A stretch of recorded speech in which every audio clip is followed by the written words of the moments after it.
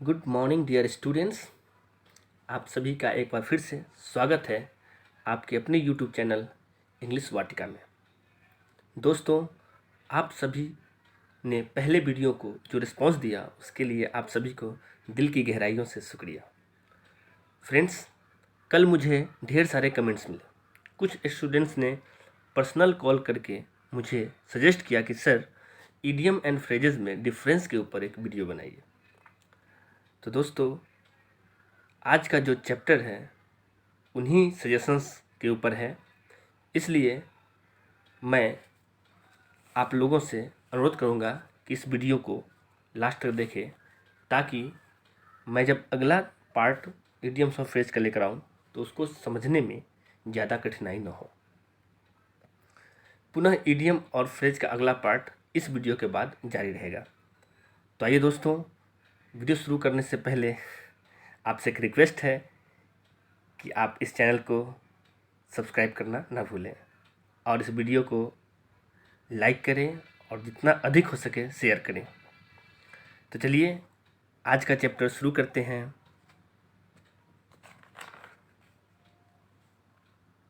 आज का चैप्टर है अंडरस्टैंड द डिफरेंस अमंग। तो कुछ ऐसे शब्द हैं जिनके बीच आज हम लोग उनके अंतर को समझेंगे, क्योंकि उनके डेफिनेशन से तो लगता है कि एक ही है, बट उनमें क्या डिफरेंस है वो हम आज समझेंगे। तो पहला टॉपिक है आपका, वो है सेंटेंस।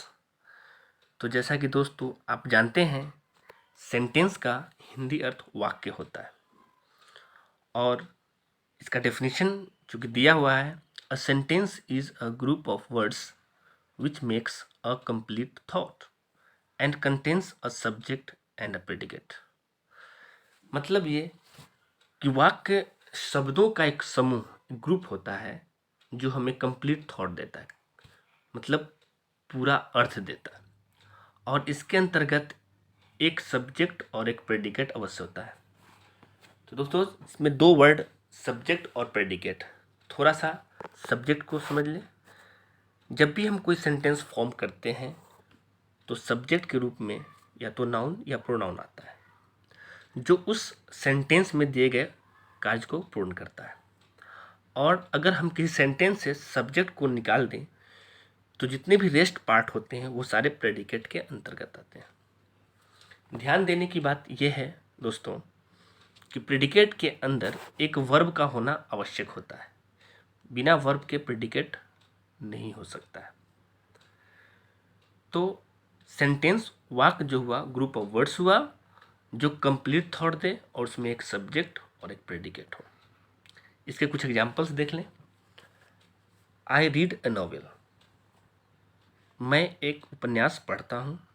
इसमें सब्जेक्ट आई है और रीड ए नॉवेल आपका प्रेडिकेट है। और ये ग्रुप ऑफ वर्ड्स है, ये 5 वर्ड्स का ग्रुप है जो कंप्लीट थॉट दे रहा है। Mohan speaks English very well. Mohan बहुत अच्छी तरह अंग्रेजी बोलता है। ये भी कई शब्दों के एक समूह है जो कंप्लीट थॉट देते हैं, इसलिए एक सेंटेंस है। She is my best friend. वह मेरी सबसे अच्छी दोस्त है। ये भी ग्रुप ऑफ वर्ड्स हैं जो कंप्लीट थॉट दे रहे हैं। इसमें सब्जेक्ट शी और बाकी जितने वर्ड्स हैं सारे प्रेडिकेट। दोस्तों, आपने देखा सेंटेंस एक ग्रुप ऑफ वर्ड्स होता है जो कंप्लीट थॉट देता है। अब इसी से मिलता जुलता एक वर्ड है क्लॉज, जिसकी हिंदी मीनिंग होती है उपवाक्य। उपवाक्य क्या होता है? तो ये भी सेंटेंस से बिल्कुल मिलता जुलता है, बस डिफरेंस क्या है वो हम लोग को समझना है। इसका डेफिनेशन जो है, a sentence which has more than one sentence and it's every sentence is called a clause. देखिए दोस्त, इसको समझने के लिए सबसे पहले ये देखना है कि सेंटेंस और क्लॉज में समानता क्या है। समानता ये है कि दोनों में ग्रुप ऑफ वर्ड्स होते हैं, लेकिन सेंटेंस जो है वो कंप्लीट थॉट देता है और क्लॉज जो होता है एक बड़े सेंटेंस का पार्ट होता है जो कई छोटे छोटे सेंटेंस से मिलकर बनता है, और उसके सभी सेंटेंस को हम लोग क्लॉज कहते हैं। क्लॉज का एक विस्तृत चैप्टर मैं आगे बताऊंगा, अगले वीडियो बनाऊंगा, जिसमें आपको समझ में आएंगे एक बड़े सेंटेंस में छोटे छोटे जो वर्ड्स, ग्रुप ऑफ वर्ड्स होते हैं, वो क्लॉज कैसे बनते हैं। तो यहाँ पे जो डेफिनेशन है कि सेंटेंस में, जिस सेंटेंस में एक से अधिक छोटे छोटे वाक्य हों, तो उस वाक्य में सभी छोटे छोटे वाक्य को क्लॉज कहते हैं। जैसे एग्जाम्पल से और क्लियर हो जाएगा। He said that he was happy there. इसमें दैट एक कंजंक्शन है जो दो वाक्यों को जोड़ रहा है। जैसे पहला वाक्य ही सेड और दूसरा वाक्य है ही वॉज हैप्पी देयर। इन दोनों वाक्य को जोड़ने का काम दैट कर रहा है, जिससे सेंटेंस बड़ा हो रहा है।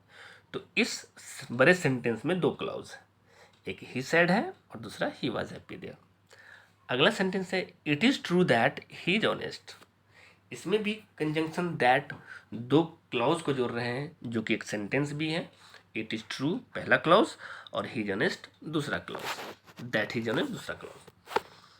अगला वाक्य जो है एग्जाम्पल के रूप में वो है I understood what ever you said. मैं समझ गया जो कुछ आपने कहा। तो इसमें भी वाट एक कंजंक्शन का काम कर रहा है, जो पहले क्लॉज आई अंडरस्टूड को दूसरे क्लॉज यू सेड से जोड़ रहा है। तो इसमें भी दो क्लॉज हैं जो सेंटेंस भी हैं। अगले वाक्य को देखिए, he lift the gun, took aim and shot. दोस्तों इसमें तीन क्लॉज है। पहला clause he lift the gun, दूसरा clause he took aim and तीसरा क्लॉज ही शॉट। इसमें कॉमन ही को ले लिया गया है, अलग अलग करेंगे तो ये तीन क्लॉज में हो जाएंगे। दोस्तों आपने देखा कि सेंटेंस कंप्लीट थॉट देता है और क्लॉज जो उपवाक्य होते हैं वो कई वाक्यों का एक समूह होता है।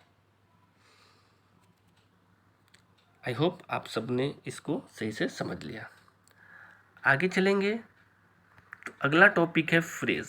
जैसा कि आपका प्रीवियस चैप्टर चल रहा है इडियम एंड फ्रेज, तो फ्रेज को हिंदी में वाक्यांश बोलते हैं। चूंकि ये नाम से ही स्पष्ट है कि ये वाक्य का एक अंश होता है, वाक्य का ही एक अंश है वाक्यांश। इसका डेफिनेशन है कि यह भी एक ग्रुप ऑफ वर्ड्स होता है। देखिए सेंटेंस यानी वाक्य भी एक ग्रुप ऑफ वर्ड्स है और फ्रेज भी एक ग्रुप ऑफ वर्ड्स है, बट दोनों में डिफरेंस क्या है। सेंटेंस कंप्लीट थॉट देता है और फ्रेज इनकम्प्लीट थॉट देता है। और सबसे बड़ा डिफरेंस ये है कि इसका ना कोई अपना सब्जेक्ट होता है और ना ही प्रेडिकेट होता है, लेकिन ये ग्रुप ऑफ वर्ड होते हैं। एक इम्पॉर्टेंट बात इसके लिए कि फ्रेज हमेशा किसी सेंटेंस का ही एक पार्ट होता है और सेंटेंस में ही कहीं ना कहीं होता है ग्रुप ऑफ वर्ड्स के रूप में। देखिए एग्जाम्पल से क्लियर होगा। Please sit here for a while. क्या कुछ देर के लिए यहाँ बैठें। तो प्लीज सिट हेयर एक सेंटेंस है, उसी सेंटेंस का पार्ट फॉर अ वाइल एक ग्रुप ऑफ वर्ड्स है जो थोड़ा सा मीनिंग दे रहा है, नॉट कंप्लीट मीनिंग दे रहा है। अगर हम केवल फॉर अ वाइल बोलेंगे तो कुछ देर के लिए, ये कंप्लीट सेंस है नहीं। तो ये ग्रुप ऑफ वर्ड्स एक सेंटेंस में जुड़ के एक कंप्लीट थॉट दे रहा है, इसलिए फॉर अ वाइल एक फ्रेज है। द कैट फेल, बिल्ली गिरी, सेंस क्लियर है। बट आगे बढ़ाने के लिए इनटू द वेल एक ग्रुप ऑफ वर्ड्स है जो एक फ्रेज का काम कर रहा है, वाक्य का अंश का काम कर रहा है। तो इसमें इनटू द वेल अंडरलाइन किया हुआ है, ये एक फ्रेज है। I have not seen him for a long time, मैंने उन्हें बहुत दिनों से नहीं देखा है। फॉर अ लॉन्ग टाइम एक फ्रेज है जो I have not seen him के साथ है, उसका पार्ट है। नेक्स्ट है she was walking along the road. She was walking along the road, इस सेंटेंस में अलोंग द रोड एक फ्रेज है। इस सेंटेंस में अलोंग द रोड एक फ्रेज है जो शी वॉज वॉकिंग के साथ जुड़ा हुआ। At last he made a great victory. डियर इस सेंटेंस में दो दो फ्रेजेस हैं, पहला फ्रेज एट लास्ट और दूसरा फ्रेज अ ग्रेट विक्ट्री। तो दोस्तों किसी भी सेंटेंस में एक या एक से अधिक फ्रेजेस आ सकते हैं जो ग्रुप ऑफ वर्ड्स के रूप में आएंगे, और सबसे बड़ी बात उनका कंप्लीट मीनिंग नहीं होगा, उनका मीनिंग कुछ होगा, थोड़ा सा मीनिंग देगा, कंप्लीट मीनिंग नहीं देगा। ये फ्रेज है। अगला जो है वो है ईडियम। अगली टॉपिक जो है वो है ईडियम। ईडियम के लिए देखते हैं हम लोग, ईडियम को हिंदी में मुहावरा बोलते हैं। तो ईडियम होता क्या है। तो इडियम अगर कहें तो ये भी एक फ्रेज है, क्योंकि ये भी एक ग्रुप ऑफ वर्ड्स है।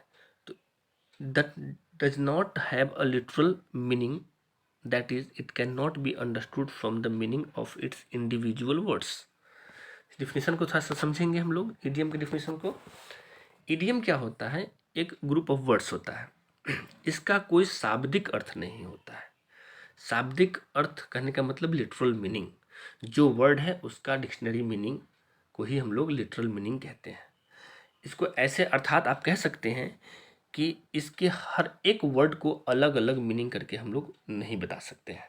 अगर अलग अलग मीनिंग करेंगे और लिटरल मीनिंग देंगे तो वो इडियम नहीं कहलाएगा। एग्जाम्पल समझते हैं। Cats and dogs can't be friends. इसमें, इस सेंटेंस में कैट्स एंड डॉग्स एक इडियम भी है, लेकिन इस सेंटेंस में इसका जब अलग अलग मीनिंग करते हैं तो ये लिटरल मीनिंग दे रहा है, इसलिए यह इडियम नहीं कहलाएगा। यहाँ पे हो जाएगा बिल्लियाँ और कुत्ते कभी दोस्त नहीं हो सकते, तो ये लिटरल मीनिंग है बिल्लियाँ और कुत्ते। लेकिन नेक्स्ट सेंटेंस में हम देखेंगे it was raining cats and dogs yesterday. अब यहाँ पे हम कैट्स एंड डॉग्स का लिटरल मीनिंग नहीं लगा सकते हैं। यहाँ पे कैट्स एंड डॉग्स का मीनिंग होगा इम्प्लाइड। इम्प्लाइड का मतलब जो इसके अर्थ सेंस से निहित है, जो सेंस में है। इट वॉज रेनिंग, रेनिंग वर्षा हो रही है, तो जोरों की हो रही है, मूसलाधार हो रही है, तो यहाँ पे कैट्स एंड डॉग्स का मतलब मूसलाधार, मूसलाधार के सेंस में आएगा, इसलिए इसका लिटरल मीनिंग नहीं है, अतः यह एक इडियम कहलाएगा। तो इडियम को और सही ढंग से समझने के लिए कुछ नोट्स दिए गए हैं जिनको आप लोग देख लें। नोट्स है, पहला नोट्स है all idioms are phrases but not all phrases are idioms.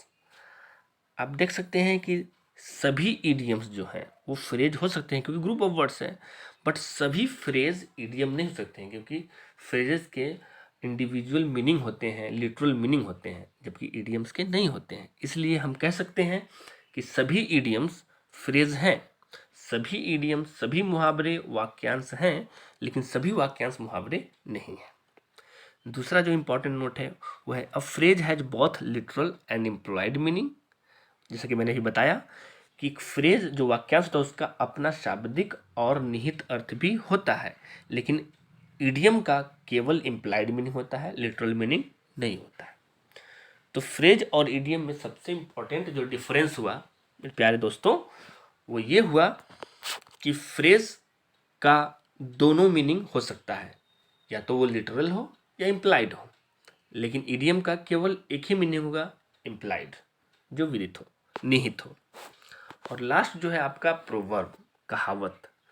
Proverb भी एक फ्रेज हो सकता है या आप कहें कि एक शॉर्ट सेंटेंस हो सकता है।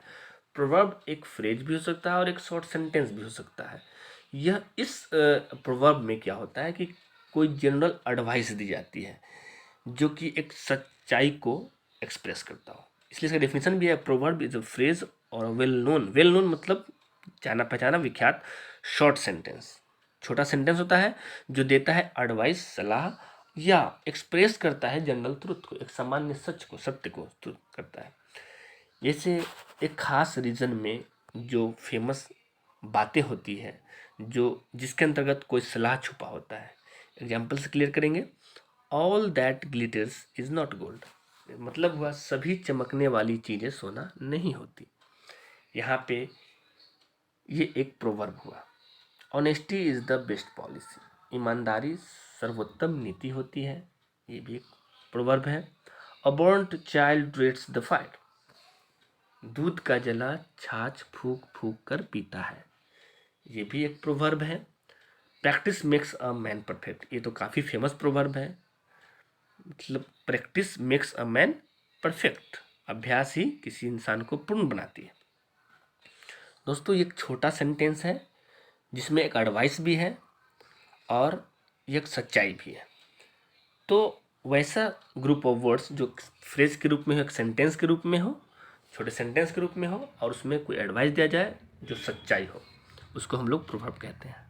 और प्रोवर्ब के लिए अपना लिटरल मीनिंग भी होता है या इंटेंडेड मीनिंग, यानी जिस नियति से हम लोग किसी को प्रोवर्ब बोलते हैं जैसे अगर कोई व्यक्ति किसी काम में बेईमानी कर रहा है तो उसको हम बोल सकते हैं honesty is the best policy, ईमानदारी सर्वोत्तम नीति है। तो हम एक सच्चाई है और हम उसको श्रेष्ठ भी कर रहे हैं। तो हमारे मन में ये इंटेंट है, हमारा इरादा है कि हम उसको ये बात बोल के उसको सच्चाई से अवगत कराएं। तो प्रोवर्ब का यूज़ इंग्लिश में जनरल एडवाइस या जनरल ट्रूथ को बताने के लिए किया जाता है।